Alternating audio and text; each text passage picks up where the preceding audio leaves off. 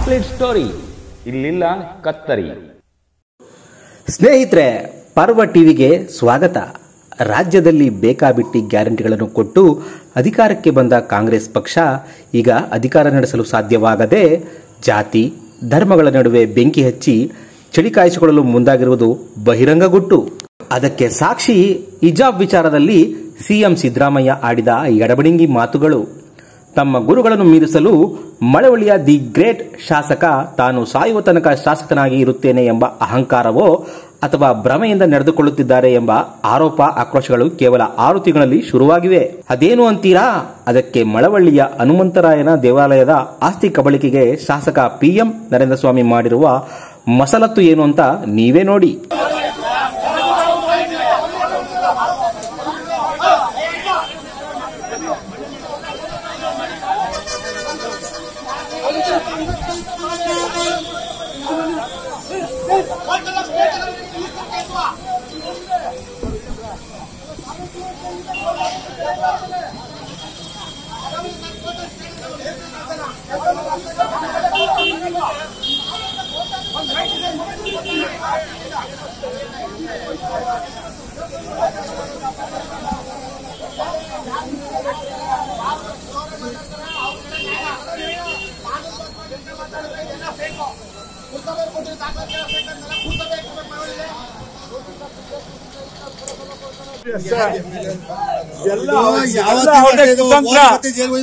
ಎಲ್ಲ MLA ಕುತಂತ್ರ ಇದು.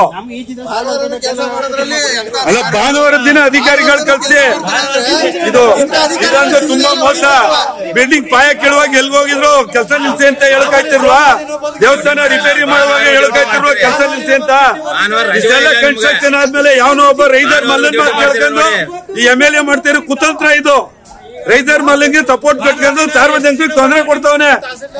ಇದಂತೂ ಅನ್ಯಾಯ. ಇದು ಈ ಅನ್ಯಾಯನ ಇಡೀ ಸಮಾಜನೇ ನೋಡ್ಲಿ. ಇದು ಈ ಸಮಾಜನೇ ನೋಡ್ಲಿ. ತುಂಬಾ ಅನ್ಯಾಯ ಮಾಡ್ತಾವ್ರೆ MLA ಅವರು. ದೇವಸ್ಥಾನ ಮುರುಕ ಬಿದ್ದೈತಿತ್ತು. ಅವಾಗಿರ್ಲಿಲ್ಲ ಇವರು ಮುಜರಾಯಿಗೆ ನಾವು ಭಿಕ್ಷೆ ಬೇಡಿ ದೇವಸ್ಥಾನ ಕಟ್ಟಿದ್ವಲ್ಲ, ಅವತ್ತೆಲ್ಲೋಗಿದ್ರು ಇವರು? ಅವತ್ ಬೋರ್ಡ್ ಹಾಕೋಕೈತಿರ್ಲಿಲ್ವಾ? ಎಲ್ಲೋಗಿದ್ರು? ಕೋರ್ಟ್ ಅಲ್ಲಿ ಕೇಸ್ ಇರುತ್ತೆ, ಏಕಾಏಕಿ ಬಂದು ಬೋರ್ಡ್ ಹಾಕೋಕೆ ಇವ್ರು ಯಾರು? ಇವ್ರ ಆಸ್ತಿ ಅದಲ್ವಾ? ದಾಖಲಾತಿ ಕೊಡ್ಲಿ, ಇಲ್ಲ ರೈಟಿಂಗ್ ಅಲ್ಲಿ ಕೊಡಿ, ರೈಟಿಂಗ್ ಅಲ್ಲಿ ಕೊಡ್ತಾ ಇಲ್ಲ ಇವರು. ಇವ್ರು ಸರ್ಕಾರಿ ಅಧಿಕಾರಿ ಆಗಿದ್ರೆ ರೈಟಿಂಗ್ ಅಲ್ಲಿ ಕೊಡ್ಲಿ ಇವರು. ನಮ್ದು ಆಸ್ತಿ ಅಂತ ಕೊಡ್ಲಿ ರೈಟಿಂಗ್ ಅಲ್ಲಿ. ನಾವು ಇವತ್ತೇ ಹಾಕ್ತಿವಿ. ಕೊಡ್ಲಿ ರೈಟಿಂಗ್ ಅಲ್ಲಿ, ತಹಸೀಲ್ದಾರ ಕೊಡ್ಲಿ, ಇಲ್ಲ ಅಂದ್ರೆ ಇವ್ರು ಕೊಡ್ಲಿ, ಪುರಸಭೆ ಚೀಫ್ ಆಫೀಸರ್ ಕೊಡ್ಲಿ. ಕೋರ್ಟ್ಗೆ ದೇವಸ್ಥಾನ ನೀವೇ ನೋಡ್ತಿದ್ರಲ್ವಾ ಹೆಂಗಿತ್ತು? ಇವಾಗ ಹೆಂಗಾಗಿದೆ ದೇವಸ್ಥಾನ? ಬೆಲೆ ಕೊಡ್ತಾರೆ, ಕೋರ್ಟ್ ಆದೇಶ ಬೆಲೆ ಕೊಡ್ತಾ ಇಲ್ಲ. ಇವರು ದಬ್ಬಾಳಿಕೆ ಮಾಡ್ತಾವ್ರೆ, ಅಧಿಕಾರಿಗಳು ಬಿಟ್ಟು ದಬ್ಬಾಳಿಕೆ ಮಾಡಿಸ್ತಾವ್ರೆ. ಮುಜರಾಯಿ ಮಿನಿಸ್ಟರ್ ರಾಮಲಿಂಗರೆಡ್ಡಿ ಅವರೇ ಕೊಡ್ತೀವಿ ಅಂತ ಅಂತದ್ರಲ್ಲಿ ಒಬ್ಬ ಮಿನಿಸ್ಟರ್ ಮಾತ್ರ ಧಿಕ್ಕರಿಸಿ ಹೈಕೋರ್ಟ್ ಆರ್ಡರ್ ಧಿಕ್ಕರಿಸಿ ಬರ್ತಾವ್ರೆ ಇವರು. ಅವತ್ತಿಂದ ಎಲ್ಲೋಗಿದ್ರು? ಇವತ್ತು ಬೋರ್ಡ್ ಹಾಕ್ಬಿಟ್ರು, ಅವತ್ತಿಂದ ಎಲ್ಲೋಗಿದ್ರು ಸರ್? ಕೇಳುವಾಗ ಬರ್ಬೇಕಾಯ್ತು ಇವರು.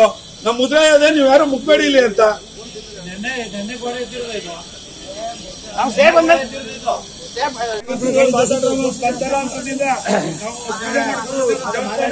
ತಾಯಿ, ನಿಮ್ಮ ಹೆಸರು ತಾಯಿ? ನಿಮ್ಮ ಹೆಸರು? ಪ್ರೇಮ ಅಂತ. ಈ ದೇವಸ್ಥಾನ ಎಷ್ಟು ವರ್ಷದಿಂದ ಪೂಜೆ ಮಾಡ್ತಾ ಇದ್ದೀರಾ? ಒಂದ್ 40 ವರ್ಷದಿಂದ ಪೂಜೆ ಮಾಡ್ತಾವ್ರೆ. ಸರ್ಕಾರದ ಇದು? ಇಲ್ಲ. ಮುಜರಾಯಿ ಇಲಾಖೆ ಏನಾರ ಸೇರಿದ್ಯಾ? ಮತ್ತೆ ಇವಾಗ ಯಾಕಿದ್ರ ಹೇಳ್ತಾ ಇದಾರೆ? ಈಗ ರಾಜಕಾರಣದವರು ಕಾಂಗ್ರೆಸ್ ಮುಂದಾಳತ್ವ ವಹಿಸ್ಕೊಂಡದೆ ಅಂತ ನಮ್ ಕಡೆ ಪರವಾಗವ್ರೆ ಅಂತ ಮಾಡ್ತಾ ಇರೋದು ಇದನ್ನ. ಅವಾಗಿಂದ ಎಲ್ಲೋಗಿದ್ರು? ಈಗ 40 ವರ್ಷದಿಂದ ಪಾಳ ಬಿದ್ದಿತ್ತಲ್ಲ, ಅಲ್ಲಿಂದ ಎಲ್ಗೋಗಿದ್ರು? ಇವತ್ತು ಯಾಕೆ ಬಂದ್ರು ಇವರು? ನಮ್ ಊರಿಗೆ, ನಮ್ ಗ್ರಾಮಕ್ಕೆ ಬೇಕು ಇದು ದೇವಸ್ಥಾನ. ಶಾಸಕರು ನರೇಂದ್ರ ಸ್ವಾಮಿ ಅವರು ಒಕ್ಕಲರಿಗೆ ವಿರೋಧಿಗಳು, ಕುಮಾರಸ್ವಾಮಿ ಎಲ್ಲ ಕೆಲಸ ಮಾಡ್ತಾ ಇರೋದು.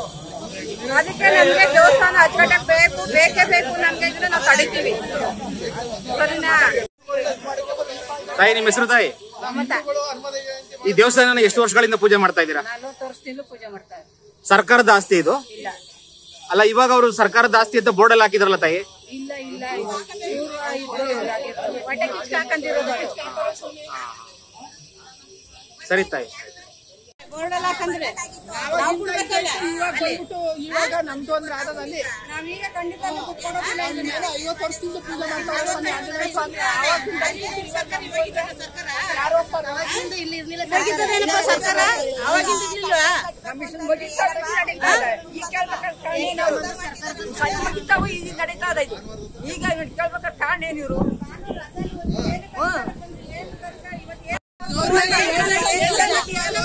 ಅವ್ರು ಏನಿಲ್ಲ ರಜಾ ದಿನ ಇಲ್ಲೇ ದಿನ ಮಾಡ್ಬೇಕಾದ ಕೆಲ್ಸನ ರಜಾ ದಿನ ಮಾಡ್ಬೇಕಾದ್ರೆ ಅಧಿಕಾರ ಕೊಟ್ಟವ್ರು ಯಾರು ಅವ್ರಿಗೆ ಅವ್ರು ಫೋನ್ ಮಾಡಿ ಕರೆಸ್ತವ್ರು ಯಾರು ಅದು ಬೇಕು ನಮ್ಗೆ ಈಗ ಇವತ್ತು ನಾಳೆ 2 ದಿವಸ ರಜಾ ನಾಳೆ ರಜಾ ಏನಕ್ಕೆ ಬಂದ್ರು ಈ ಕರೆದವ್ರು ಯಾರು ಅವ್ರನ್ನ ಇವ್ರು ಮಾಡ್ತಾವ್ರೆ ಅಂತ ಹೇಳ್ಕೊಟ್ಟವ್ರು ಯಾರು ಅವ್ರಿಗೆ 40 ವರ್ಷದಿಂದ 50 ವರ್ಷದಿಂದ ಇವಾಗ ಈ ಕೆಲಸ ಮಾಡಿದ್ರೆ ಏನಪ್ಪ ಯಾರಪ್ಪ ಒಬ್ಬರು ದೇಶ ಮಟ್ಟ ಹಾಕಿ ಮನೆ ಮಾಡೋದಂತ ಎಲ್ಲೋಗಿದ್ರು ಈಗ ನಾವು ಹೋಗ್ತಿದಾರ ನಮ್ಮ ಪಾರ್ಟಿಯವ್ರು ಏನಾರು ಹೋಗ್ತಾ ಇದಾರೆ ಅವ್ರಿಗೆ ಯಾಕೆ ಜನಗಳು ತೊಂದರೆ ಕೊಡ್ಬೇಕು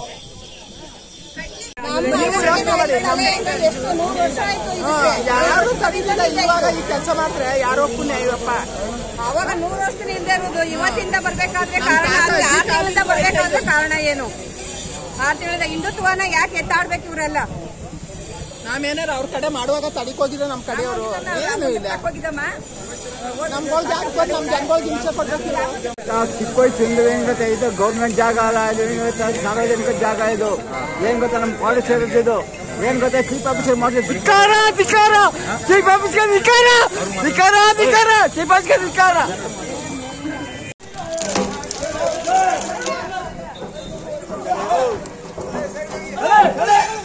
ತಡೆಗೋಡೆ ಇದು ಜೆಸಿಬಿ ನುಗ್ಸಕ್ ಅಲ್ಲಿ ನೋಡಿದ್ದರು ಅಲ್ಲಿಂದ ಜೆಸಿಬಿ ನುಗ್ಸಕ್ ನೋಡಿದ್ರು ಅದಕ್ಕೆ ಇವ್ರು ತಡೆಗೋಡೆ ಮಾಡ್ತಿರೋದು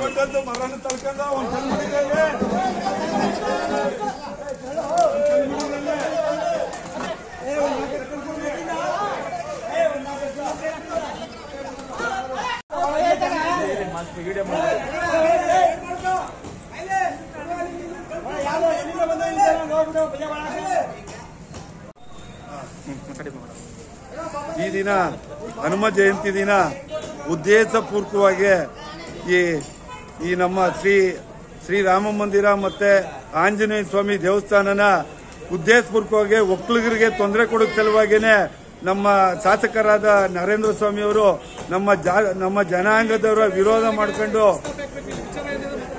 ನಮ್ಮ ಜನಾಂಗಕ್ಕೆ ವಿರೋಧ ಮಾಡ್ತವ್ರೆ. ಇದಂತೂ ಖಂಡನೀಯ ವಿಚಾರ. ಇವರು ಉದ್ದೇಶಪೂರ್ವಕವಾಗಿ ನಮ್ಗೆ ತೊಂದರೆ ಕೊಡ್ತಾವ್ರೆ. ನಾವು ಸುಮಾರು ತಲಾಂತರದಿಂದ ಈ ದೇವಸ್ಥಾನನ ನಾವು ಅಭಿವೃದ್ಧಿ ಮಾಡ್ಕೊಂಡು ಬಂದಿದ್ದೀವಿ. ಆಂಜನೇಯ ದೇವಸ್ಥಾನನ ನಮ್ಮ ಹಿರಿಯರು ಅವ್ರ ಹಿರಿಯರು ನಮಗೆ ಒಂದು ಈ ಪೂಜೆ ಕಾರ್ಯಕ್ರಮ ಮಾಡೋಕ್ಕೆ ನಮ್ಗೆ ಅವಕಾಶ ಮಾಡಿಕೊಟ್ಟಿದ್ದಾರೆ. ನಾವು ದೇವಸ್ಥಾನನ ಜೀರ್ಣೋದ್ಧಾರ ಮಾಡಿದ್ದೀವಿ. ಅದರ ಜೊತೆಗೆ ಇಲ್ಲಿ ಆ ದೇವಸ್ಥಾನದ ಖರ್ಚಿಗೆ ಅಂತೇಳಿ 1 ವರ್ಷಕ್ಕೆ 5 ಲಕ್ಷ ರೂಪಾಯಿ ಖರ್ಚಾಗ್ತದೆ. ಅಲ್ಲಿ ಅನ್ನ ಸಂತರ್ಪಣೆ 5,000 ಸಾವಿರ ಜನಕ್ಕೆ ಅನ್ನ ಸಂತರ್ಪಣೆ ಮಾಡ್ತೀವಿ. ಜೊತೆಗೆ ಶ್ರಾವಣ ಮಾಸದಲ್ಲಿ ಅದ್ದೂರಿ ಪೂಜೆ ಮಾಡ್ತೀವಿ. ಕಾರ್ತಿಕ್ ಮಾಸದಲ್ಲೂ ಪೂಜೆ ಮಾಡ್ತೀವಿ. ಧನುರ್ ಮಾಸದಲ್ಲೂ ಪೂಜೆ ಇರುತ್ತೆ. ಅದ್ರ ಪಕ್ಕದಲ್ಲಿ ಖಾಲಿ ಜಾಗದಲ್ಲಿ ಯಾರೋ ಕೊಟ್ಟಿರುವಂತ ಪುಣ್ಯಾತ್ಮರು ದಾನ ಕೊಟ್ಟವ್ರೆ. ಅವರು ರಾಮನಾಯಕ್ ಅಂತೇಳಿ ಆ ಜಾಗದಲ್ಲಿ ಒಂದು ಕರ್ಪೂರ ಗಂಧದ ಕಡ್ಡಿ ಮಾರಕ್ಕೆ 1-2 ಆ ದೇವಸ್ಥಾನ ಜೀರ್ಣೋದ್ಧಾರಕ್ಕೆ ಪೂಜೆ ಖರ್ಚಿಗಾಗ್ಲಿ ಅಂತ ನಾವು ಅರೇಂಜ್ ಮಾಡಿದೀವಿ.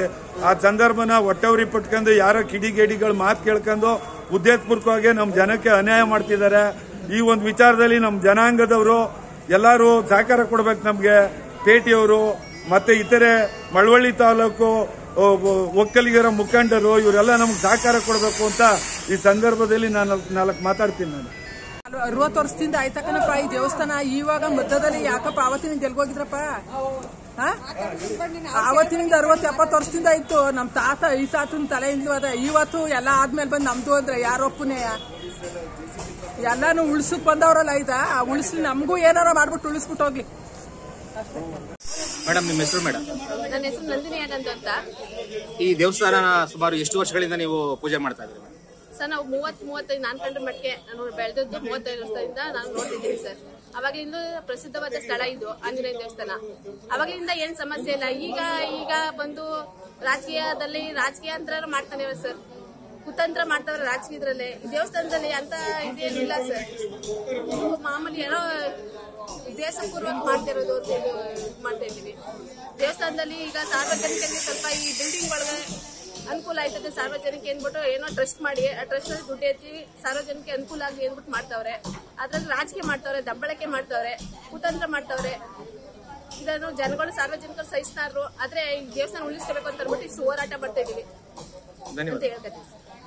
ಅವಕಾಶ ಮಾಡ್ಕೊಟ್ಟಿರೋದು ಇಲ್ಲಿ ಬಡವರಿಗೆ ದೇವಸ್ಥಾನ ಇದು 30 ವರ್ಷದಿಂದ ನಾವು ಮದುವೆ ಮಾಡ್ಕೊಂಡ್ ಬಂತ ಇದು ದೇವಸ್ಥಾನ 40 ವರ್ಷ ಆಗೈತೆ 40 ವರ್ಷದ ಪೂಜೆ ಮಾಡ್ಕೊಂಡು ನಾವು ಹೋಯ್ತಾ ಇದೀವಿ ನಾವು ಇವತ್ತು ಬಂದು ಇವ್ರು ದೇವಸ್ಥಾನ ಉಣಿಸ್ತೀವಿ ಅಂತ ಬಂದು ಇದ್ ಮಾಡ್ತಾವ್ರಲ್ಲ ಈಗ ಬಡವ್ರ ಬಗ್ರಿಗೆಲ್ಲ ಅನುಕೂಲ ಮಾಡ್ಕೊಡ್ತಾವ್ರ ಅವರು ಇಲ್ದವ್ರು ಏನ್ ಮಾಡೋಗ ಓಟ್ ಹಾಕಿ ನಾವು ಗೆಲ್ಸೋದಕ್ಕೆ ಈ ತರ ಎಲ್ಲ ಉಣಿಸಿ ಇದ್ ಮಾಡಕ್ ಬಂದವ್ರಲ್ಲ ನಾವ್ ಯಾಕೆ ಓಟ್ ಹಾಕುದು ಎಲ್ಕ ಅವ್ರಿಗೆ ಒಂದು ಅನುಕೂಲ ಆಗಿ ಏನೋ ಬಡವ್ರ ಬಗ್ಗೆ ಸಹಾಯ ಮಾಡ್ತಾರೆ ಅಂತ ತಾನೇ ಮಾಡ್ಕೊಟ್ಟಿದ್ದು ಈ ತರ ಮಾಡೋಕೆ ಅವರು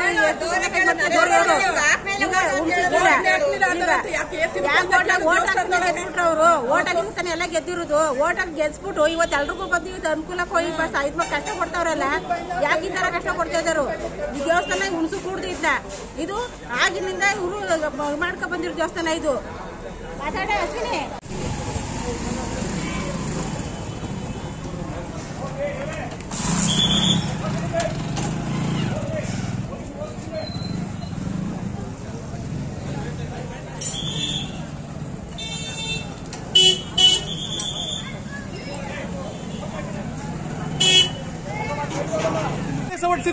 ಅದು ಇದು ನಮ್ಮ ಸ್ವಂತ ಆಸ್ತಿ ಆಂಜನೇಯ ದೇವಸ್ಥಾನದ ಆಸ್ತಿನಲ್ಲಿ ನಾವು ಅಭಿವೃದ್ಧಿ ಟ್ರಸ್ಟ್ ಮಾಡ್ಕೊಂಡು ಅಭಿವೃದ್ಧಿ ಮಾಡ್ತಾ ಇದ್ರೆ ಇವರು ದಬ್ಬಾಳಿಕೆ ದೌರ್ಜನ್ಯದಿಂದ ಹಾಗೂ ಸಿಬ್ಬಂದಿ ವರ್ಗದಿಂದ ಎಲ್ಲರೂ ನಮಗೆ ದಬ್ಬಾಳಿಕೆಯಿಂದ ದೌರ್ಜನ್ಯದಿಂದ ಕರ್ಕೊಂಡು ಹೋಗುವಂತ ಪ್ರಯತ್ನ ಮಾಡ್ತಾ ಇದ್ದಾರೆ ಅಧಿಕಾರಿಗಳನ್ನ ದುರುಪಯೋಗ ಎಂಎಲ್ಎ ಅವರು ಅಧಿಕಾರಿಗಳನ್ನ ದುರುಪಯೋಗ ನ್ಯಾಯಾಲಯಕ್ಕೆ ಬೆಲೆನೇ ಇಲ್ವೇ ನ್ಯಾಯಾಲಯದ ಆದೇಶ ಆಗಿದ್ರು ಕೂಡ ನ್ಯಾಯಾಲಯ ಆದೇಶವನ್ನು ನೋಡಲು ಯಾವುದೇ ಅಧಿಕಾರಿಗಳು ಧಿಕ್ಕರಿಸ್ತಾ ಇದ್ದಾರೆ ಅದು ಕೋರ್ಟ್ ಆದೇಶವನ್ನ ಪರಿಶೀಲನೆ ಮಾಡುವಂತ ಅಧಿಕಾರಿಗಳೇ ಇಲ್ವಾ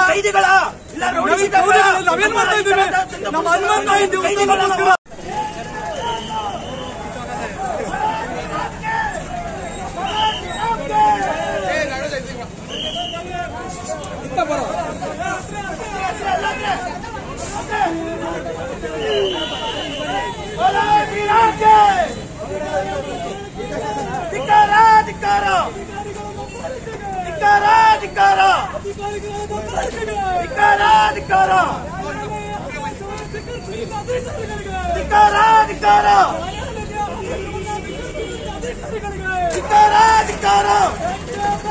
ನ್ಯಾಯ ಬೇಕು ಏಕೆ ಬೇಕು. ಎಲ್ಲರಿಗೂ ನಮಸ್ಕಾರ. ಈ ದಿನ ಏನು ಶಾಂತಿ ಸುವ್ಯವಸ್ಥೆ ಭಂಗ ಆಗಿದೆ, ಆಲ್ರೆಡಿ ಕೋರ್ಟಲ್ಲಿ ಆದೇಶ ಇರ್ತವೆ, ಸ್ಟೇ ಅಂತ ಇರ್ತವೆ. ಕೋರ್ಟಲ್ಲಿ ಆದೇಶ ಇದ್ದು ಸ್ಟೇ ಇದ್ದು ಇಲ್ಲಿ ಏನು ಕಾನೂನು ಸುವ್ಯವಸ್ಥೆ ಭಂಗ ಆಗಿದೆ ಅಂತ ರಿಪೋರ್ಟ್ ನಮ್ಮ ಚೀಫ್ ಆಫೀಸರಿಂದ ಮತ್ತು ಪೊಲೀಸರಿಂದ ಬಂದಿದೆ. ಸೊ ಹಾಗಾಗಿ ಕಾನೂನು ಸುವ್ಯವಸ್ಥೆ ಕಾಪಾಡೋಕ್ಕೋಸ್ಕರ ನಾವು ಸೆಕ್ಷನ್ 144 ಇಲ್ಲಿ ಸುತ್ತಮುತ್ತ 100 ಮೀಟರ್ವರೆಗೂ ಹಾಕಿದ್ದೀವಿ. ಸೊ ಹಾಗಾಗಿ ನಾನು ಜನರಿಗೆ ಕೇಳ್ಕೊಳ್ತಾ ಇದ್ದೀನಿ, ಆಲ್ರೆಡಿ ಮಧ್ಯಾಹ್ನದಿಂದಲೇ ಸೆಕ್ಷನ್ 144 ಜಾರಿ ಇರೋದ್ರಿಂದ 144 ಸೆಕ್ಷನ್ ಜಾರಿ ಮಾಡಿ 100 ಮೀಟರು ನಾನು ಕೊಡ್ತೀನಿ ಕಾಪಿ. ಸೊ ಹಾಗಾಗಿ ನಾವು ಜನಗಳಲ್ಲಿ ಏನು ವಿನಂತಿ ಮಾಡ್ತೀನಿ ಅಂದರೆ, ಯಾರು ಇಲ್ಲಿ ಗುಂಪುಗಾರಿಕೆ 5ರಿಂದ ಜಾಸ್ತಿ ಜನ ಸೇರಂಗಿಲ್ಲ, ಯಾವುದೇ ಕಾನೂನು ಬಹಿರಂಗ ಅಪರಾಧ ಮಾಡಬಾರ್ದು ಅಂತ ಈ ಮೂಲಕ ಕೇಳ್ಕೊತಾ ಇದ್ದೀನಿ. ಆರ್ಡರ್ ಕಾಪಿನ ನಾನು ಸೆಂಡ್ ಮಾಡ್ತೀನಿ ಸರ್. ದಿಢೀರ್ ಅಂತ 144 ಸೆಕ್ಷನ್ ಜಾರಿ ಮಾಡುವಂತ ಅಗತ್ಯ ಕಾನೂನು ವ್ಯವಸ್ಥೆ ಭಂಗ ಆಗಿರೋದ್ರಿಂದಲೇ ಮಾಡಿರೋದು. ಅಲ್ಲ, ಏನಕ್ಕೆ ಕಾನೂನು ಗಲಾಟೆ? ಈಗ ಏನಾಗಿದೆ, ಆಲ್ರೆಡಿ ಇದು ಡಿಸ್ಪ್ಯೂಟೆಡ್ ಇದ್ದು ನಮ್ಮ ಪುರಸಭೆ ಮುಜರಾಯಿ ಇಲಾಖೆಗೆ ಅದರ ಪ್ರಸ್ತಾವನೆ ಹೋಗಿದೆ. ಕೋರ್ಟಿಂದನೂ ಸ್ಟೇ ಇರೋದ್ರಿಂದ ಇಲ್ಲಿ ಯಾವುದೇ ಥರ ಮತ್ತು ಸರ್ಕಾರಿ ಬೋರ್ಡ್ ಹಾಕಿರೋದ್ರಿಂದ ಇಲ್ಲಿ ಯಾವುದೇ ಥರ ಆ್ಯಕ್ಟಿವಿಟೀಸ್ ಮಾಡಬಾರ್ದಾಗಿದೆ. ಬಟ್ ಸ್ಟಿಲ್ ಆದರೂ ನಾವು ಒಂದು 2 ಸತಿ ವಾರ್ನಿಂಗ್ ಮಾಡಿದ್ರು ಮತ್ತೆ ಕಂಟಿನ್ಯೂ ಮಾಡಿರೋದ್ರಿಂದ ಇಲ್ಲಿ ಕಾನೂನು ವ್ಯವಸ್ಥೆ ಭಂಗ ಆಗಿತ್ತು. ನಾವು ಬಂದಾಗಲೂ ನಮ್ಮ ಸರ್ಕಾರಿ ಅಧಿಕಾರಿಗಳು ತಡೆದಿದ್ದಾರೆ. ಸೊ ಕಾನೂನು ಉಲ್ಲಂಘನೆ ಆಗಿರೋದ್ರಿಂದ ನಾವು ಸೆಕ್ಷನ್ ಈಗ ಕಟ್ಟಡ ಹನುಮ ಜಯಂತಿ ಮಾಡೋದು ತಪ್ಪ ಸರ್? ಯಾಕಂದ್ರೆ ಹನುಮ ಜಯಂತಿ ಮಾಡೋದು ತಪ್ಪ ಸರ್? ಮಾಡೋದು ತಪ್ಪು ಅಂತ ನಾನು ಹೇಳ್ತೇನೆ. ಬಟ್ ಕೋರ್ಟಲ್ಲಿದ್ದಾಗ ಸ್ಟೇ ಅಂತ ಇರೋದ್ರಿಂದ ಸೊ 2 ಕಡೆಯೂ ಈಕ್ವಾಲಿಟಿ ಮೇಂಟೈನ್ ಮಾಡೋದು.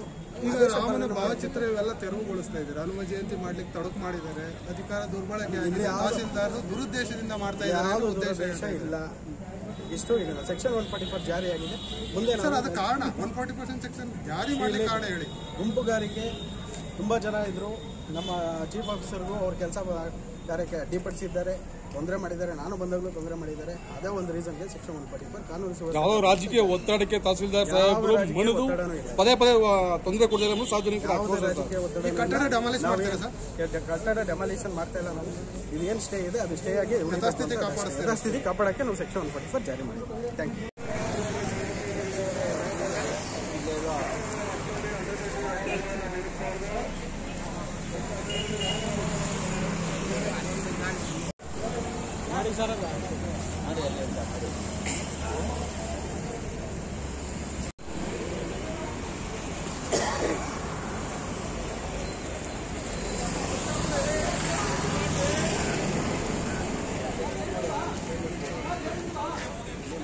ಭದ್ರಗದ್ರೆ ಬನ್ನಿ ನೋಡಿ ಓದಿ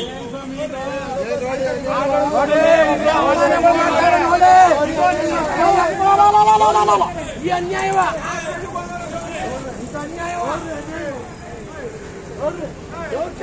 ಅನ್ಯಾಯಗಳು ಮಾಡುದು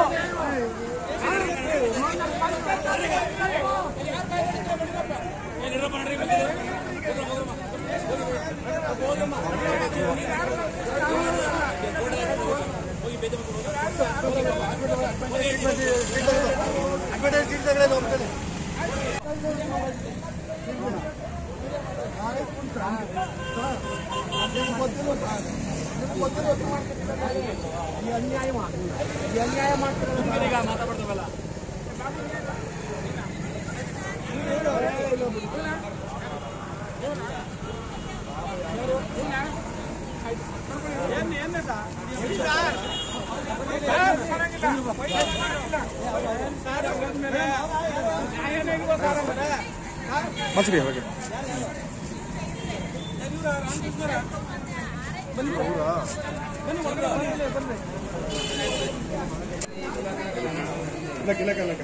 ಯಾಕೆ ಬಿಡವ ಅವ್ರಿಗೆ ವಿಡಿಯೋ ಅಣ್ಣ ಯಾಕಣ್ಣ ಇಲ್ಲ ಮೀಡಿಯಾನ ನೀವು ರೆಸ್ಪೆಕ್ಟ್ ಅಂತೀವಿ ಅಂತ ಅನ್ಸ್ಲಾರ ನೀವು ಆತ ಕಳಿಸ್ತೀರಿ ನೀವು ಕೆಲವ್ರು ಮಾತ್ರ ಒಳಗೆ ಕೂತ್ರಿ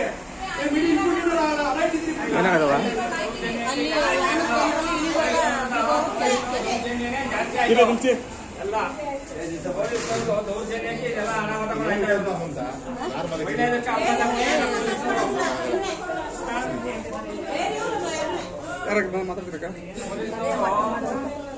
ನ್ಯಾಯವಾದವರು ಸಪೋರ್ಟ್ ಮಾಡ್ತಾ ಇಲ್ಲ, ಮಾಡಬಾರ್ದು ಮಾಡೋಕೆ ಸಪೋರ್ಟ್ ಮಾಡ್ತಾವ್ರೆ ಪೊಲೀಸ್ನವರು. ಜ್ಯೂಸ್ ತಗೊಂಡ್ ಏನಾಯ್ತಲ್ಲ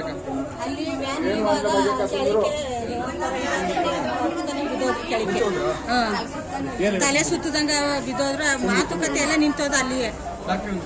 ಈಗ ಇಂಗ್ಲಿಷ್ ಅನ್ ಮಾಡವ್ರೆ.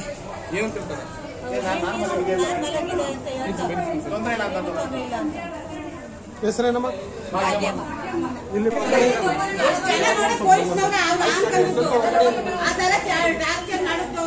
ಪೊಲೀಸ್ನವ್ರದ್ದೇ ದೌರ್ಜನ್ಯ ಜಾಸ್ತಿ ಆಯ್ತು. ನ್ಯಾಯ ರೀತಿನೇ ಇಲ್ಲ, ಎಲ್ಲ ಮಾಡಬಾರ್ದಕ್ಕೆ ಸಪೋರ್ಟ್ ಮಾಡ್ತಾವ್ರೆ ಪೊಲೀಸ್ನವರು. ಅವ್ರದ್ದೇನ್ ತಪ್ಪಿಲ್ಲ ಬಿಡಿ, ಅವ್ರ ಹಿರಿಯ ಅಧಿಕಾರಿಗಳು ಆದೇಶ ಕೊಟ್ಟು ಮಾಡ್ತಾರೆ. ಸರಿ ಸರ್, ಮಾಡ್ತಾ ಇರೋದು ಅನ್ಯಾಯನ ಸರ್, ಅಷ್ಟಿನಿಂದ ಗೊತ್ತಿರೋ ಸರ್ ನಿಮ್ಗೆ. ಆಯ್ತು ಬನ್ನಿ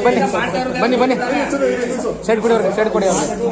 ಅಷ್ಟ್ ಜನ ನೋಡ ಅವ್ರು ಗಾಬರಿಯಾಗಿ ಈ ತರ ಆದದ್ದು. ಆಯ್ತು ನ್ಯಾಯ ಇದೇ ಇಲ್ಲ, ನ್ಯಾಯನೇ ಇಲ್ಲ. ಎಸ್, ನೋಡಿದ್ರಲ್ಲ ಸ್ನೇಹಿತರೆ, ಅಷ್ಟಕ್ಕೂ ರಾಮಾಂಜನೇಯನ ಭಕ್ತರನ್ನು ಬೀದಿಗೆ ತಂದು ನಿಲ್ಲಿಸಿದ ಭೂಪ, ಆ ದುಷ್ಟನಿಗೆ ಸಾಥ್ ನೀಡಿದ ಮಹಾತ್ಮ ಹಾಗೂ ಅಧಿಕಾರಿಗಳು ಯಾರು ಅಂತ ಮುಂದಿನ